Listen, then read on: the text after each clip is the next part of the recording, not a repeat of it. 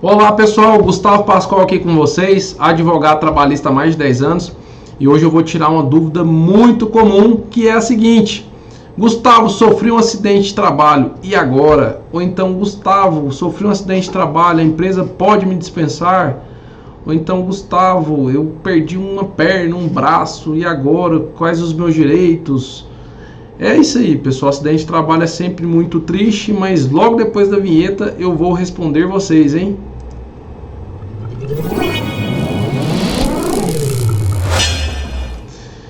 Seguinte, meu povo, primeira questão que vocês devem entender aqui: a empresa deve zelar pela segurança de todos os seus empregados, fornecer treinamento, fornecer os EPIs, fornecer cursos necessários para a operação de máquinas, de equipamentos, deve, se for o caso de promover para alguma função que vai exercer alguma atividade um pouco mais arriscada, deve ter o treinamento adequado para evitar futuros acidentes, né, que podem ocasionar aí lesões graves, lesões médias, pode ocasionar mortes, enfim, né, tudo que a gente não gostaria de ver dentro de uma empresa, tanto pelo prejuízo ao empregado como pelo prejuízo financeiro à empresa.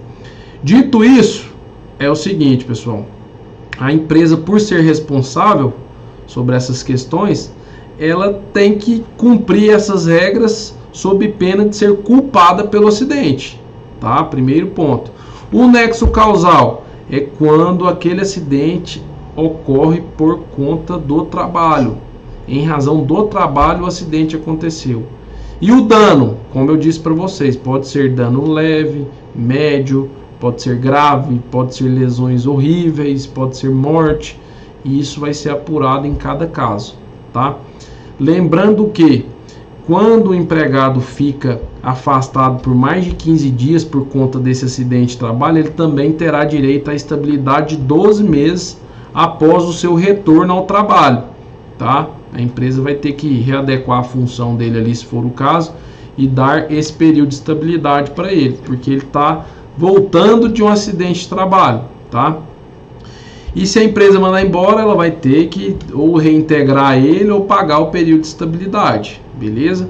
E em relação ao dano, pessoal, esse dano pode ser provisório, permanente, né? Ou pode ser aquele dano que vai ser só para apurar a vida desse trabalhador, que em alguns casos existe, né, a perda da vida, que aí o dano com certeza é muito maior, e por aí vai.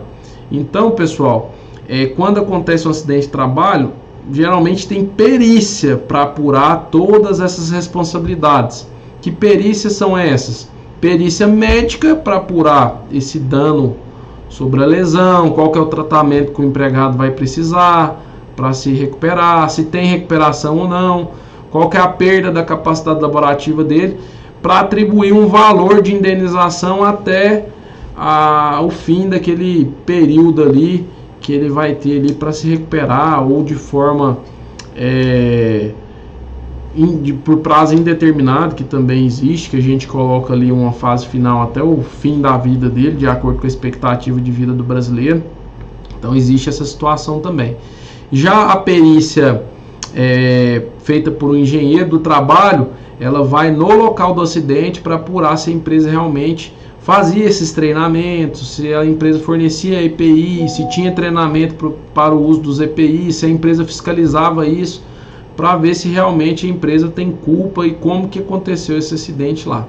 Com a conclusão desses dois laudos, mais a instrução trabalhista, que vai ser a audiência, o juiz vai conseguir julgar o caso de acordo com o caso concreto.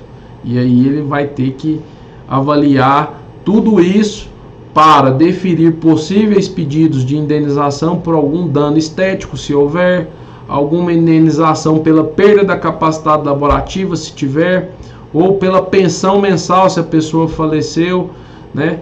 Fora a questão do dano moral, que vai ser atribuído de acordo com cada caso, tá bom? Então, se você sofreu um acidente de trabalho, é muito importante também você ter a CAT, né, que é o comunicado de acidente de trabalho, ter todos os atestados médicos de tudo que você teve que fazer após aquele acidente, de todos os remédios que você teve que comprar após aquele acidente, todos os laudos médicos que você tiver para comprovar o seu estado físico, para quando isso tudo chegar no judiciário, ficar um pouco mais fácil para os peritos que eu disse para vocês aqui analisarem tudo, para finalmente, posteriormente, o juiz julgar esse caso, tá bom?